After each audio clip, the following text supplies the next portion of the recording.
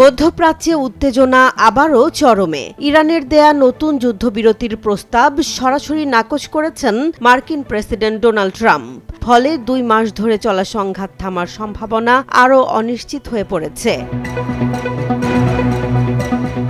চলমান এই যুদ্ধের প্রভাব শুধু আঞ্চলিক নয়, ছড়িয়ে পড়ছে বৈশ্বিক অর্থনীতিতে। বিশেষ করে জ্বালানি বাজারে তৈরি হয়েছে অস্থিরতা, বাড়ছে তেলের দাম আর চাপ বাড়ছে বিশ্বজুড়ে মূল্যস্ফীতির ওপর।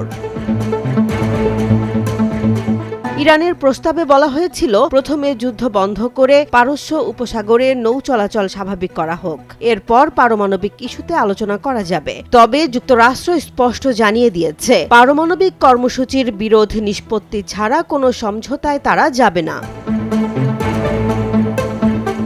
মার্কিন এক কর্মকর্তার বরাতে জানা গেছে, গত সোমবার উপদেষ্টাদের সঙ্গে বৈঠকে প্রেসিডেন্ট ট্রাম্প এই প্রস্তাব প্রত্যাখ্যান করেন। হোয়াইট হাউসও জানায়, তারা সংবাদ মাধ্যমের দর কষাকষি করবে না।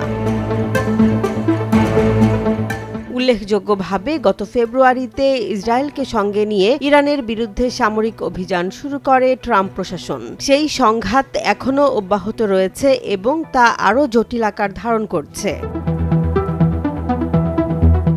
এদিকে শান্তি আলোচনার প্রচেষ্টা বড় ধাক্কা খায় যখন ট্রাম্প তার বিশেষ দূত স্টিভ উইটকফ এবং জামাতা জ্যারেড কুশনারের পাকিস্তান সফর বাতিল করেন। বিপরীতে ইরানের পররাষ্ট্রমন্ত্রী আব্বাস আরাকচি কূটনৈতিক তৎপরতা বাড়িয়ে রাশিয়া সফর করে প্রেসিডেন্ট ভ্লাদিমির পুতিনের সমর্থন আদায় করেছেন। যুদ্ধের সরাসরি প্রভাব পড়ছে বিশ্ববাজারে। বিশেষ করে হরমুজ প্রণালীতে জাহাজ চলাচল ভয়াবহভাবে কমে গেছে। আগে যেখানে প্রতিদিন ১২৫ থেকে ১৪০টি জাহাজ চলাচল করত, সেখানে গত ২৪ ঘন্টায় মাত্র ৭টি জাহাজ চলেছে, যার একটিও তেল বহন করছিল না।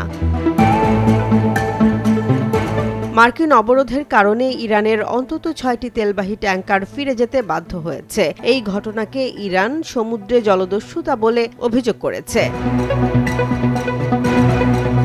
বাজার বিশ্লেষকদের মতে এখন সবচেয়ে বড় উদ্বেগ হরমুজ প্রণালীর জ্বালানি সরবরাহ ব্যাহত হওয়ায় তেলের দাম আবার বাড়তে শুরু করেছে, যা বিশ্ব অর্থনীতিতে নতুন চাপ তৈরি করছে।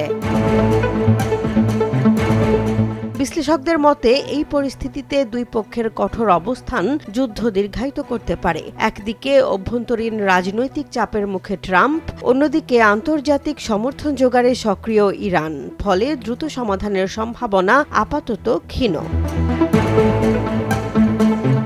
জেসমিন জাহান, নিউজ ডেস্ক, জনবাণী।